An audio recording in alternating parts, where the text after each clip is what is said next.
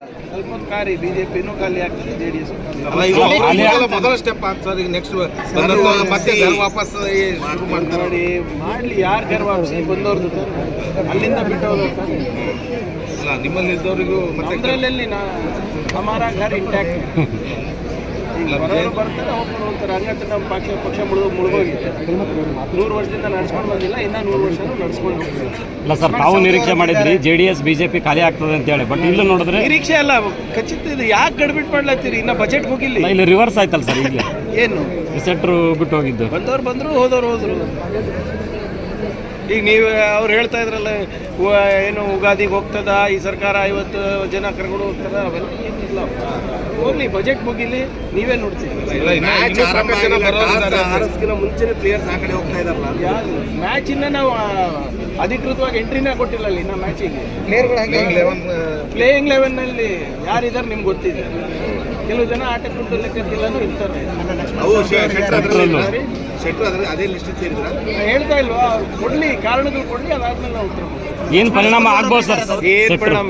ನಾವು ಪಕ್ಷ ಈ ಪಕ್ಷ ನನ್ನಿಂದ ನಡೀತಾ ಇದೇನ್ರಿ? ಏನು ಪರಿಣಾಮ ಆಗೋದು? ಪಕ್ಷ ಪ್ರಿಯಾಂಕ್ ಖರ್ಗೆಯಿಂದನೂ ನಡೆಯೋಕ್ಕೆ ಸಾಧ್ಯ ಇಲ್ಲ, ಬೇರೆ ಯಾರ ಕಡೆಯಿಂದನೂ ನಡೆಯೋಕ್ಕೆ ಸಾಧ್ಯ ಇಲ್ಲ. ನಮ್ಮ ಕಾರ್ಯಕರ್ತರಿಂದ ನಡೀತಾ ಇದೆ, ನಮ್ಮ ತತ್ವ ಸಿದ್ಧಾಂತದಿಂದ ನಡೀತಾ ಇದೆ. ಇದು ಮೊದಲ ಸ್ಟೆಪ್. ಇನ್ನೂ ಸಾಕಷ್ಟು ಜನ ಬರ್ತಾರೆ ಅಂತ ಹೋಗ್ಲಿ, ಯಾರು ಬೇಡ ಸರ್. ಇದು ಕಾಂಗ್ರೆಸ್ ಗಟ್ಟಿ ಇಟ್ಕೊಳಕ್ ಆಗಲ್ಲ, ಹೌದಾ ಇಲ್ಲ? ಸಾಕಷ್ಟು ಜನ ಅಲ್ಲಿಂದ ಇಲ್ಲಿ ಬಂದು ಸೆಟ್ಲ್ ಆಗಿದ್ದಾರೆ, ಇಲ್ಲಿಂದ ಹೋಗಿ ಅಲ್ಲೂ ಸೆಟ್ಲ್ ಆಗಿದ್ದಾರೆ.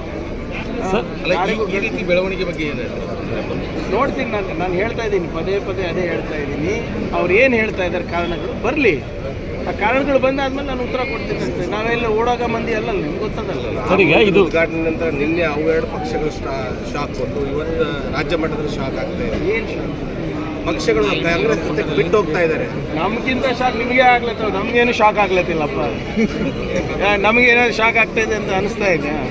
ಬರೀ ಮಾಧ್ಯಮದಲ್ಲಿ ಶಾಕು, ಮಾಧ್ಯಮದಲ್ಲಿ ಬ್ರೇಕಿಂಗ್ ನ್ಯೂಸು, 4 ಆನೆಗೆ ಮುರ್ಗಿ 12 ಆನೆಗೆ ಮಸಾಲ ನೀವೇ ಯಾಕೆ ಹೊಡಿತಾ ಇರೋದು ಹೊರತು ನಮಗೇನೂ ಇಲ್ಲ. ಬಿಜೆಪಿ ಕ್ಯಾಂಡಿಡೇಟ್ಸ್ ಇಲ್ಲ, ಯಾಕಷ್ಟು ಆತಂಕ ಪಡ್ತಾ ಇದ್ದಾರೆ ಬಿಜೆಪಿ?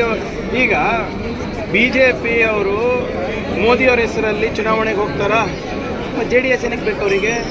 ಅವರು ಕರ್ನಾಟಕ ರಾಜ್ಯದಲ್ಲಿ ಅಷ್ಟೇ ಬಲಿಷ್ಠರಿದ್ದರೆ ಸೋಲೋ ಹೋಗಲಿ, ಒಬ್ಬರೇ ಹೋಗಲಿ.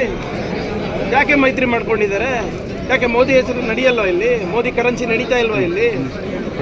ಇಲ್ಲಿ ವಿಜೇಂದ್ರ ಕರೆನ್ಸಿ ನಡೀತಾ ಇಲ್ವಾ? ಅಶೋಕರ ಕರೆನ್ಸಿ ನಡೀತಾ ಇಲ್ವಾ ಇಲ್ಲಿ?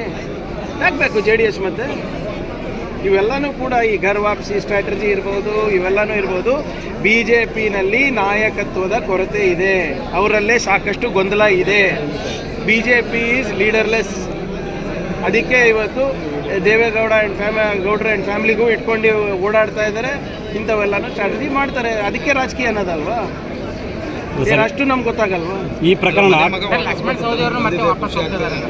ಯಾರು ಅವರಿಗೆ ಖುಷಿ ಆಗ್ಬೇಕು, ಇನ್ಯಾರಿಗೆ ಖುಷಿ ಆಗ್ಬೇಕು? ನಮ್ಗೆ ಯಾಕೆ ಖುಷಿ ಆಗ್ಬೇಕು? ಕಾರಣ ಇಲ್ಲ. ನೋಡಿ, ನಾನು ಹೇಳ್ತಾ ಇದ್ದೀನಿ, ನೀವೇನು ಹೇಳ್ಬೇಕಂತ ಹೇಳು, ಸ್ಕ್ರಿಪ್ಟ್ ಕೊಟ್ಬಿಟ್ರಿ. ಅದೇ ನಾನು ಹೇಳ್ತಾ ಇದ್ದೀನಿ, ಅವ್ರು ಕೊಡ್ಲಿ, ಕಾರಣಗಳು ಕೊಡ್ಲಿ, ಅದ್ರ ಮೇಲೆ ನಾನು ಪ್ರತಿಕ್ರಿಯೆ ಕೊಡ್ತೀನಿ ಅಂತ. ಒಟ್ಟು ನನ್ನ ಮಾತು ಕೇಳಕ್ಕೆ ರೆಡಿ ಅಲ್ಲ ಸರ್. ಈ ಪ್ರಕರಣ ಕಾಂಗ್ರೆಸ್ಗೂ ಒಂದು ರೀತಿ ಪಾಠನ ಅಂತ, ಯಾರನ್ನು ಸೇರಿಸ್ಕೋಬೇಕು, ಯಾರನ್ನು ಸೇರಿಸಬಾರ್ದು ಅನ್ನೋದು. ನೋಡಿ, ರಾಜಕೀಯದಲ್ಲಿ ಯಾವಾಗ ನೀವು ಕಲಿಯೋದು ನಿಲ್ಲಿಸ್ತೀರಾ, ಅದು ನಿಮ್ಮ ಕೊನೆ ದಿನ. ಇದೊಂದು ಪಾಠನೇ ಎಲ್ಲ. ಈಗ ಇನ್ನೂ ನಾನು ಈಗ ಕಲಿತಾ ಇದ್ದೀನಿ. ಖರ್ಗೆ ಸಾಹೇಬ್ರು ಇವತ್ತು 50 ವರ್ಷ ಸುದೀರ್ಘ ರಾಜಕೀಯ ಮಾಡಿದ್ದಾರೆ, ಎಲೆಕ್ಟೆಡ್ ರೆಪ್ರೆಸೆಂಟೇಟಿವ್ ಆಗಿ. ಅವರು ಡೆಲ್ಲಿಗೆ ಹೋಗಿ ಇನ್ನೂ ಕಲಿತಾ ಇದ್ದಾರೆ. ಮೋದಿ ಅವರು ಇನ್ನೂ ಕಲಿತಾ ಇದ್ದಾರೆ. ರಾಜಕೀಯದಲ್ಲಿ ಯಾವಾಗ ನೀವು ಕಲಿಕೆ ನಿಲ್ಲಿಸ್ತೀರಾ, ಅವತ್ತೇ ನಿಮ್ಮ ಕೊನೆ ದಿನ.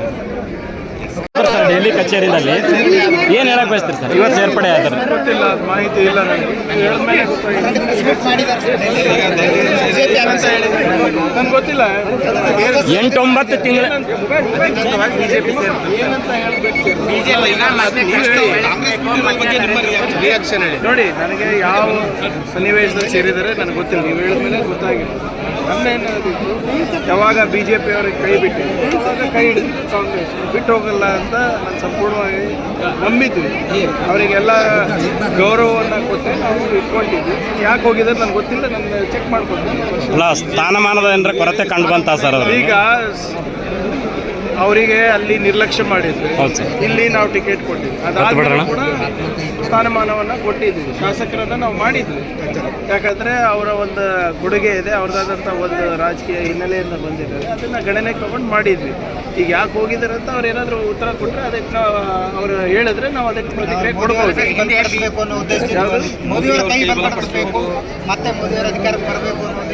ನೋಡೋಣ, ಪರಿಶ್ರಮ ಮಾಡಿ ಹೇಳ್ತೀವಿ. ಅದು ಈಗ 6 ತಿಂಗಳಿಂದ ಏನಾಗಿತ್ತು, ಮತ್ತೆ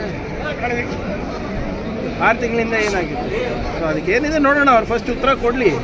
7-8 ತಿಂಗಳಿಂದ ನನ್ನ ಬೆಂಬಲಿಗರ ಒತ್ತಡ ಇತ್ತು, ಮರಳಿ ಬಿಜೆಪಿಗೆ ಬರ್ರಿ ಅಂತ ಆಯ್ತು, ಅದು ಏನೇ ಇರ್ಬೋದು, ಕೊಡ್ಲಿ. ಅಧಿಕೃತವಾಗಿ ಅವರು ರಿಯಾಕ್ಟ್ ಮಾಡಲಿ, ನಾವು ರಿಯಾಕ್ಟ್ ಮಾಡ್ತೀವಿ. ಈಗ ನನಗೆ ನೀವು ಹೇಳಿದ ಮೇಲೆ ನನಗೆ ಗೊತ್ತಾಗಿರೋದು ಅವರ ಇದು ಮಾಡಲಿ, ಅವ್ರೇನಿದೆ ಅದು ಉತ್ತರ ಕೊಡಲಿ, ಯಾಕೆ ಬಿಟ್ಟಿದ್ದಾರೆ, ಏನು ಸಮಸ್ಯೆ ಇತ್ತು, ಅದಾದ್ಮೇಲೆ ನಾವೆಲ್ಲ ರಿಯಾಕ್ಟ್ ಮಾಡೋದು. ಈಗ ಕಾಂಗ್ರೆಸ್ ಪಕ್ಷ ಸರಿಯಾಗಿ ನಡೆಸ್ಕೊಳ್ಳಿಲ್ಲ, 6 ತಿಂಗಳಲ್ಲಿ ಸರಿಯಾಗಿ ನಡೆಸ್ಕೊಂಡಿಲ್ವಾ? ಟಿಕೆಟ್ ಕೊಟ್ವಿ, ಟಿಕೆಟ್ ಏನು ಅವ್ರು ತಪ್ಪಿಸಿದ್ರೆ ಅಂತ, ಅದಾದ್ಮೇಲೆ ಸೋತಾದ್ಮೇಲೆ ಮತ್ತೆ ನಾವು MLC ಮಾಡಿದ್ವಿ. ಈ ಇಷ್ಟನ್ಯಾಯ ಏನು ಮಾಡಿಬಿಟ್ವಪ್ಪ? ಏನೇ ಇದ್ರೂ ಕೊಟ್ಟು ನೋಡೋಣ, ಅವ್ರು ಏನು ಪ್ರತಿಕ್ರಿಯೆ ಕೊಡ್ತಾರೆ ಅದ್ರ ಮೇಲೆ ನಾನು ಹೇಳ್ತೀನಿ. ವಿಚಾರದಲ್ಲೂ ಕೂಡ ಕೆಲವೊಂದಷ್ಟು ನಿಮ್ಮ ಹೇಳಿಕೆಗಳು ಅಥವಾ ನಿಮ್ಮ ಸ್ಟ್ಯಾಂಡೇ ಬೇರೆ ಇತ್ತು, ಅವ್ರ ಸ್ಟ್ಯಾಂಡ್ ಬೇರೆ ಇತ್ತು. ಅಂದ್ರೆ ಪಾರ್ಟಿ ಸ್ಟ್ಯಾಂಡ್ ನಾನು ಹೇಳ್ತಾರೆ. ನೀವು ಪಾರ್ಟಿ ಎಲ್ಲ ನೋಡಿ, ಪಾರ್ಟಿ ತತ್ವ ಸಿದ್ಧಾಂತ ಮುಂಚೆಯಿಂದನೂ ಅದೇ ಇದೆ, ಈಗೇನು ಬದಲಾವಣೆ ಆಗಿದೆಯಾ? 135 ವರ್ಷದಿಂದ ಅದೇ ಇದೆ. ಸಂವಿಧಾನನೇ ನಮ್ದು ಇದು ಅಂತಾನೆ ಮುಂದಿಸ್ಕೊಂಡು ಹೋಗ್ತಾ ಇದ್ದೀವಿ. ಅವಾಗೇನು ಬೇರೆದಿತ್ತು? 150-100 ವರ್ಷದಿಂದ ಏನು ಬೇರೆ ಏನಾದರೂ ಸ್ಟ್ಯಾಂಡ್ ಚೇಂಜ್ ಮಾಡಿದ್ದೀವ? ನೋಡೋಣ, ಅದು ನೋಡಿ. ಯಾರೇ ಇರಲಿ, ಇಟ್ ಡಸ್ ನಾಟ್ ಮ್ಯಾಟರ್. ನಮ್ಮ ಪಕ್ಷ ಯಾವುದೇ ಒಬ್ಬ ವ್ಯಕ್ತಿ ಮೇಲೆ ನಿಂತಿಲ್ಲ.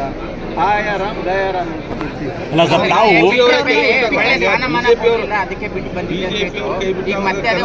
ನಾನು ಹೇಳ್ತಾ ಇದ್ದೀನಿ, ಭಾಳ ಸ್ಪಷ್ಟವಾಗಿ ಮತ್ತೊಮ್ಮೆ ತಮ್ಗೆ ಹೇಳ್ತಾ ಇದ್ದೀನಿ, ಅವ್ರೇನು ಉತ್ತರ, ಅವ್ರೇನು ಕಾರಣಗಳು ಕೊಡ್ತಾರೆ ಅದು ಕೇಳ್ಬಿಟ್ಟು ನಾನು ರಿಯಾಕ್ಟ್ ಮಾಡ್ತೀನಿ. ಸದ್ಯಕ್ಕೆ ನನಗೆ ಸಂಪೂರ್ಣವಾದಂಥ ಮಾಹಿತಿ ಇಲ್ಲ.